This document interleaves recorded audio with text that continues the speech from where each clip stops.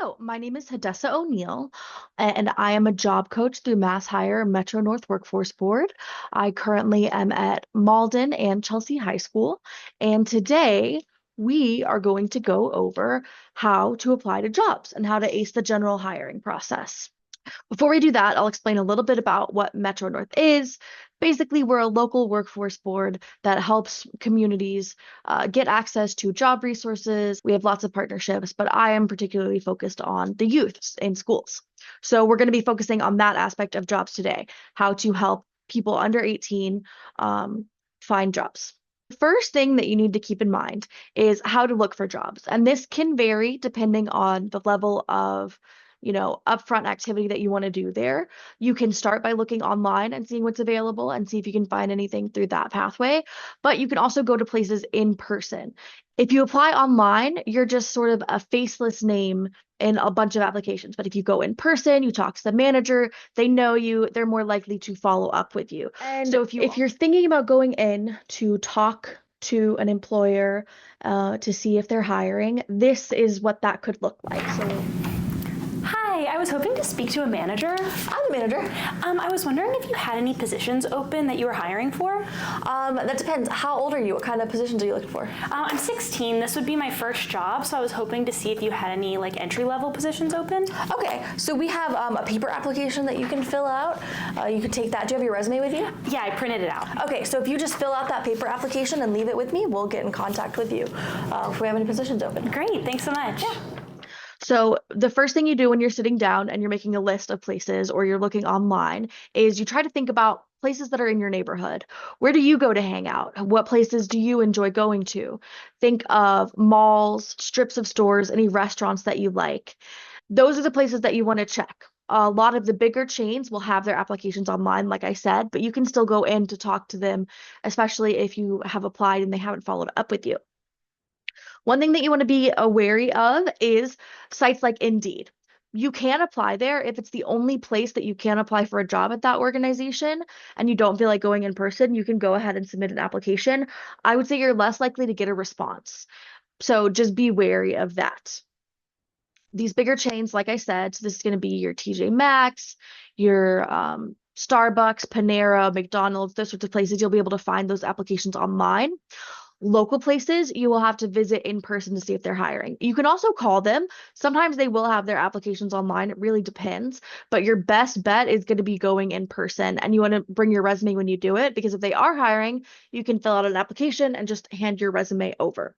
One thing I'll say in terms of where to focus if you are under 16 and you're trying to find a job, the reason why some places don't want to hire people under 16 is because it requires a lot of restrictions on hours that they can work and the equipment that they can use. You want to focus on places where there isn't a lot of heavy duty stuff, but like a big oven, a pizza place, like a dough presser sort of thing. Those are the kinds of things that under 16-year-olds can't use. So places that are easy, that are more likely to hire younger, think ice cream shops, juiceries, any smoothie places, places like that where there isn't a lot of equipment required. They'll be more likely to hire younger. There are also a lot of places, especially local places, that will hire you to take customers' orders in the front. So pizza shops, you can't work in the back, but you can take orders in the front. Another thing I'll note about younger people is that you are much more likely to find a job if you go in person, because places that are local and places that are willing to hire 14 and 15-year-olds will most likely do it with 14 and 15-year-olds that they know. So if you go in person and you apply, it'll really help you. So now we're going to go over a demo of how you might do this. So I'm just going to go to Google Maps. I like to just poke around on there. You can start by looking at Summerville. So if you're at Summerville High School, go in and look and see what's around there. Summerville is a good example because there's a lot of options. So here we have this Assembly Row. There's so many stores there. We also have all of the squares. So you go in and you just look at what all of these different places are. If you don't want to do it just on maps, especially if you're thinking about malls, you can go to their site. So Assembly Row Mall, you can go there and you can look at the list of all of the places that are there and you can just start going one by one. So is Adidas hiring? Go and look up Adidas jobs. You'll be able to find those options online. And then you'll put, because you already know there's one near you, you'll put Summerville there. and go and find jobs. And look, we have seasonal retail store associate and part-time retail store associate. So a few things to note about when you're on this page is it's helpful to look at when the job was posted. So this was posted April 25th. That means they might not be actively taking applications anymore, especially if it's a seasonal position. They might have filled that position and just not updated their website. This was posted January 30th, so you're even less likely. It never hurts to apply. Depends on the amount of effort you want to put in, but it can be helpful to note those things. So we know they have those two positions. We can go and look at Aerie, and they have a site that we can go and search up some job opportunities on. So again, we know there's one at Somerville, so we'll check that location. And they have quite a few. We see some of them are posted more recently. This is a merchandise leader, so you probably are going to need a bit more experience if you're going to have this, if you're going to apply for this one. And a lot of places like American Eagle, Aerie, etc., will fall under one larger company. So you'll be able to find applications for American Eagle and Aerie on one thing. Another place that's like that, if you go to look up Banana Republic, this is all owned by Gap. So when you type in Somerville and you look for jobs, you can click on Athleta, Gap, Gap Inc., and Old Navy and see the jobs that are at every organization under this larger company. So that's something to know. Not every place is like that, but some of them are. It's easy to find those big mall places. You can also just scroll around and look at those individual squares. So Somerville has a lot of squares, Porter Square, Davis Square, etc. You can scroll around on the maps and see what's around there. So if we zoom in on Davis Square, we see we have like maybe Red Bones Barbecue. That's something that you'd probably have to call to see. The Burren, you want to not look at places that serve alcohol because you're younger. Diesel Cafe, maybe you could check and see if they have an application online. So we go and look. Yeah, they have an application online. So sometimes those like more local places will still have an application online, so it never hurts to go in and look. Some places you will have to call, but just scrolling around and seeing will be probably the most helpful thing to do when you're looking for jobs. And you can do this anywhere. So say you go to a different high school, say you're at Malden High. Now we're in this new area. You can look at things that are directly on this street. So the main street, you have all of these smaller restaurants. You can go in and talk to those people to see if they're hiring. You have some places that might be more likely to have online applications, like I know there's an AutoZone nearby. I do know that Honeydew Donuts has an online application. So you can go and look there. Look, job opportunities. So you always want to check first to see if they have it online. And then if they don't, you can call or go in person to see. And you don't have to stick to just the Malden area. You can also look and think about what routes you would take to get there. So if you live close to an Orange Line stop, you can go up and look at places maybe like Saugus, go in and see what exists there. Let's take just the Savers as an example. We'll do directions from Malden High, and we'll look and see if there's a direct route. There isn't really that much of a direct route straight from Malden High, so that might be a little bit more difficult for you. But if you live closer to some of the stops that might get you up there, like a bus, if you live closer to a bus stop, maybe to like the 428 or the 411, that might be a better thing for you to do. So you can go in and look at where the transfer would be. If you live around here in this area, it could be easy for you to get over there. And you can do that with anything. You can check and see if there's any jobs down here in Chelsea. So maybe there's something at this Market Basket. You can go and see Malden High. And there's a bus that would take you down there in 38 minutes. And what you can do if you want is also look along the bus routes and the train routes and see what places are located nearby there. So you can see what maybe you could apply for. Oh, there's a Walgreens right there. You can check and see if they have anything open, a Pizza Hut, etc. And you know that it's on a bus route, so it would be easy for you to get to. That's another way that you can do this. You don't just have to go and look at the squares or different areas and whatnot. You can check out local bus routes. So that's all for the process of how to look for jobs. Now we're going to talk about how to actually apply for jobs when you get through this and you're going to the application. What you want to make sure that you've done first of all, is you want to make sure that you set aside 30 minutes to complete the application or so. Not every application will have an assessment at the end, but some of them will. And I'll try to show you what an assessment looks like. The assessment these days is typically the stand-in for an interview, for your first interview. It's just to see if you would actually fit into the culture at the organization. So you want to make sure that you're actually setting aside time to do that. And you also want to make sure that you're setting aside time to double check your resume. You can prepare it, check the job description, adjust your language. This is a much longer process than just filling out information, because just filling out information isn't going to maximize your chances of getting the job. If you go through and you do these smaller things like adjusting your resume, that'll help you get jobs. That'll be more likely to get you an interview at the very least. So again, you can research the company to see if you like it. That's something that I think is more to keep in mind for later in your career when you're looking at a job that you'd want to stay at for a long time. Right now, you don't necessarily have to do that, but you can still. Like if you want to work at a clothing store, but you want to actually like the clothes there because maybe you could get a discount, you can look into that. You want to make sure that you have references ready in advance. References can mean a lot of things. It can be like a mentor that you have in your community. It can be a counselor, a teacher, someone who knows you well. You want to make sure that you have some people outside of your family that can recommend you and offer a reference. And you just want to have like 3 names. That's what you would do. So you would reach out in advance to those people and ask if they'd be willing to make a reference for you. And if you have that ready, then it's very easy to sit down and fill out the job applications. Because you don't want your job application moment when you're sitting down to hinge on someone else's response. So another thing to note when you're applying to jobs is the WOTC questionnaire. This is just going to ask questions about any sort of government assistance your family has received. So they'll ask about things like food stamps, temporary assistance for needy families, any sort of check that you might have received from the government, your family. They're going to ask about that. And that's just to collect for the tax purposes. You don't need to stress too much about that.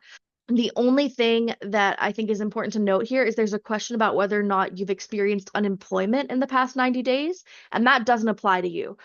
You are technically unemployed if you don't have a job right now, but unemployment, that question has to do with adults who have been fired and are collecting unemployment checks. So you can say no for that. That one doesn't apply to you. Another thing to note, a question that might be tricky, is that oftentimes job applications will ask about if you require sponsorship or if you are permitted to work in your area. The permission to work has to do with if you have documentation and so that says you're a citizen, as well as your age. So some places won't let you even fill out the job application if you're not of the age. Some places will. It really depends. But that's what they're asking. And you shouldn't get inherently freaked out if they're asking you and you're like, oh, I'm not 16. You can still apply because they might individually apply younger than 16. National franchises will have rules about it, but individual stores are owned by like people in the community, so they might be more willing to hire younger. So what I'm going to do is I'm going to show you what that might look like. Okay, so we have a store associate position right here. We open up the application. You're probably going to have to make an account in order to do this. We're going to autofill with a resume. Get into your job application after you've created your account. The first thing they'll ask is how you heard about this. This question isn't that important, so it doesn't really matter what you put. That's just for their own records. And then you start filling out your information. Say 60 Salem Street. We'll input our phone number. And then you'll have to add work experience for some jobs. Some places will just have you put your resume in and that's enough, but some places still want you to put in your information in the system. If you have a resume, I use a template, so it's not autofilling. Sometimes it will just autofill the information. So you just fill all of this out. And then you could copy and paste the description straight from your resume. Education, sometimes what they mean here is just a college degree. So if they only let you look up things like a college degree, like say I typed in Malden High School right here and nothing popped up, that means they're looking for a university. So you don't need to put anything. Certifications, this is if you've ever done anything that has given you a certificate. So if you've been food safe certified, if you've gotten any like language certification, anything like that. And then you can add skills just to like tag your resume better in their system because that's how they sort it. So you can just copy those from your resume as well. So you could say customer service, look that up. And there's that as a skill. You can upload your resume, but you've already did that at the beginning when you autofilled with resume, so you don't have to do that again necessarily. And then you have to answer some questions. So, no, you don't currently work there. No, you haven't in the past. Yes, this is if you want to receive information to your phone about updates. So this is a question that can sometimes be tricky. Do you currently require sponsorship for employment-based visa status? So this is just asking if you need them to sponsor your immigration papers. Typically, no. You can answer that. And that's all that means. And this one is also no. So this question, you can provide proof that you are legally able to work in the United States. This is asking about citizenship papers. So if you have a social security card, a passport, things like that, those are how you prove your identification. So yes, you can do that. So oftentimes they'll ask you for what your hourly pay expectation is. If this is your first job, I would say go with like the low range. Look at what the state minimum wage is. In Massachusetts, it's 15. Put 15 in that range. If this isn't your first job and you feel like you just might deserve a little bit more, you can put higher. It really depends. This is another question that you might get asked. Are you willing to work flexible schedules, including evening and weekend hours? Sometimes they'll ask about holidays as well. It really depends. That does not mean you will be required to work every holiday. It means you will be able to volunteer to work a holiday if you want. And then you have the availability question. This looks different on every application, so you just want to be aware of that. Sometimes they won't allow you to specify what exactly it means, weekday afternoons, weekday evenings, what that time frame is. So you can just fill it out depending on when you would want to work under that category. What I will say about availability is that if you can work in that time frame, you should go ahead and select it. Because oftentimes what will keep you from getting hired at a place is just that your availability doesn't match up with the hours they need filled. So you want to think, could I work that? Is there any reason that I couldn't, like a club or a family obligation? If there isn't, you can say that you're available, and that'll be more likely to get you an interview. And then after that, you can specify more what your time constraints are. Another important thing to note about availability is this application doesn't ask about it, but if an application does ask about it, it'll let you choose the hours that you could work. You would not work all of those hours. You would work a shift of 4 to 5 hours within that time frame. So say you were available from 12 p.m. noon to 9 p.m. I would not be working 12 p.m. to 9 p.m. I would work maybe 12 to 4 or 4 to 9, something like that. So put all the times that you could theoretically work, and then you can specify the shifts later on once you've actually gotten the job. The only thing that you probably couldn't select is weekend, night/overnight because there's just legal restrictions on that. But I would recommend clicking as many as you possibly can because that might help you get an interview. And here, I think there's legal requirements about whether or not you can work full-time or part-time. In the summer, those don't apply, but during the school year, I don't think you can work full-time. So you say part-time. Part-time typically means 20-ish hours. You can do more if you want. You can go up to the 30 range. You can also work less. It depends. If you say that you want to work less, like how many hours a week, that also might impact your chances at getting hired just because they might need someone who can work more. And that's okay. Don't push yourself too hard. If you can't work more than 11 or 12 hours, that's totally fine. You will find somewhere that is willing to hire you for that. It just might not be CVS. School is still a priority. That's something that you want to focus on. You don't want to stress yourself out and burn out. So I'll say 12 to 20 hours.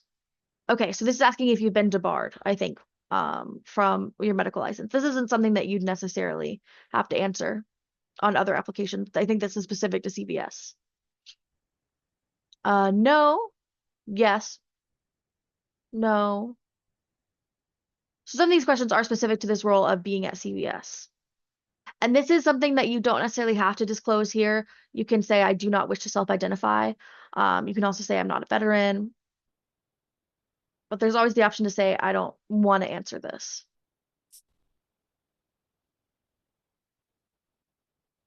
Again, you can specify if you have a disability. What I would say about this is a lot of things count as a disability that you might not necessarily need to say you have a disability. So if you need actual accommodations at your workplace, for instance, you might need to sit once an hour or something like that, or you have limited mobility, things like that. If you need an accommodation at the job, this is something that you want to be upfront about and say yes.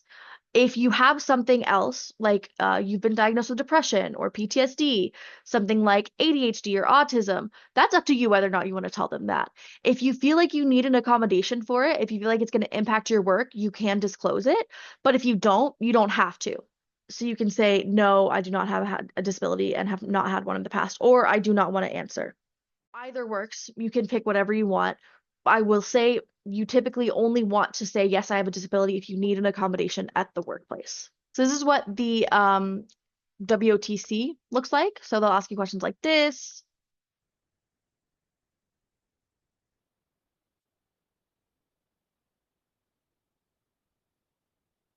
No. So this is the unemployed question that I was talking about. No, you do not count as unemployed. These are the other sorts of questions they'll ask on this form.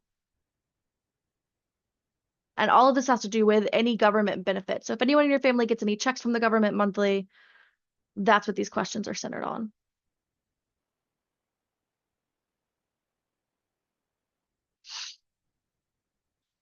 Okay, and then I have all of this, I'll submit, and then it will take me to the candidate assessment. So now we can go and look and take the assessment and see what that looks like. So like I said, not every job will have this, but some will. They're going to be asking questions about your background and experience, and then how you might behave in a specific situation, and what kind of person you might be in the workforce.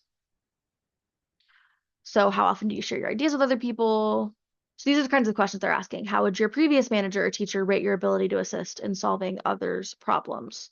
Just to describe your personality and see if you would fit well with their organization. Sometimes they'll have an option if they're asking about previous work. If you've never worked a job before, you can just say, never worked a job before.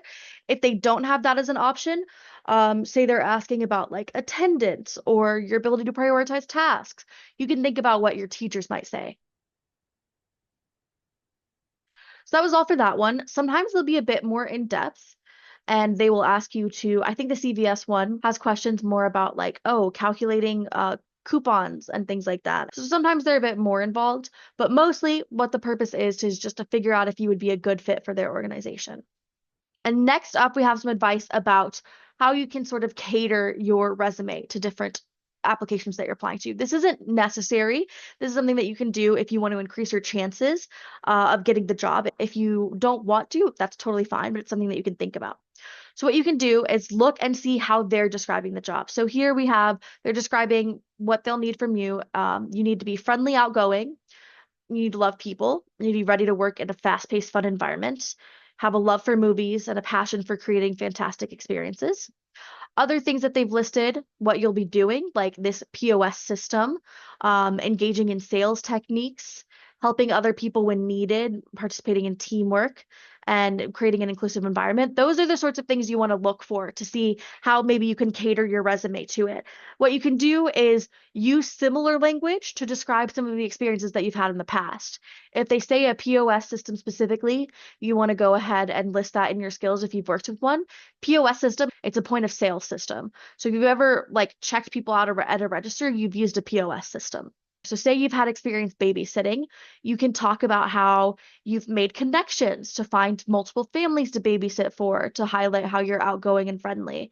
You can talk about how fast-paced working with kids is and how you always try to make it fun and give examples of that. So that's how you can cater your descriptions.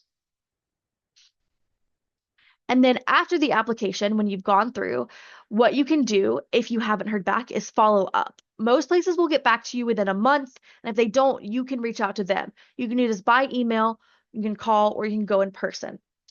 You also could immediately go into the place to ask about the application timeline as well. Like I said, more FaceTime means you're more likely to hear back from them because they'll know you and you'll be more than just a faceless name. If you would prefer, you can email, and this is what that looks like. You want to make sure that you're very thankful. You say thank you for how you've taken the time to talk with me. Say, oh, I'm very excited about all of these things that I could do in this position. You're really trying to emphasize how much you would want to work there and highlighting any skills that you feel like may not be fully captured in your resume or job application. You can ask any questions you have here. So I feel like I would be the perfect fit for this, and I would love to know more about what the timeline is and what the application process looks like after submitting. And you could find the information for who you might want to reach out to by looking at your application to see if there's any contact. You can also just go into the store. So if you go into the store and you're trying to talk to them, sometimes the manager that's hiring won't be there. So you can ask for their card, and that's how you can get the email to send to them. So sometimes going in person still won't get you face-to-face time with the manager, but you'll get their email. The next thing that we'll go over is this Metro North newsletter. This is something that you'll be able to sign up for. I will share that link out. It's a list of all the opportunities in the Metro North area. So any city, Woburn, Revere, Chelsea, Everett, all those places. And it's sorted by age requirements. What you can do is you can go through and check the distance from your house and make sure that you set aside time for applications because there's a lot of jobs on here. So this is what it looks like when you go through, and it's sorted like this. So we have our 14 and up section, our 15 and up, 16 and up, and you'll see there's a lot for the 16 and up, 18 and up. So that's all of the jobs. At the bottom, the very bottom, we have the option to sign up and the option to make an appointment with the job coach at one of your schools. So you can click on those buttons to make those appointments. Just what's included here, we have what it is and where it is. You'll have the address, whether or not it has a deadline, it'll be included, and any pay or benefits. So very simple information just to help you know if you would actually want to work that job. So if you are 16 or 18, you can apply to basically all of these jobs, but I would recommend keeping the 14 and 15 jobs, leaving them alone just for those younger students because it's a bit more difficult for them to find jobs. There's also this beginning section. This is just a welcome to give you updates about it and let you know when the next one will be. This is always on the newsletter. It's just some tips and tricks to know before you go in and apply to things. We have a rolling deadline. It means they're accepting applications until the position is filled. An explanation of the part-time work, which I've explained here already. And just that you'll need a resume to apply to most of these jobs. So that's all that's there. And that's the Metro North newsletter. You can sign up for this and it'll come out bi-weekly or monthly, depending on job availability and whatnot. Thank you everyone so much for listening. Please reach out to me if you have any follow-up questions about any of these job applications.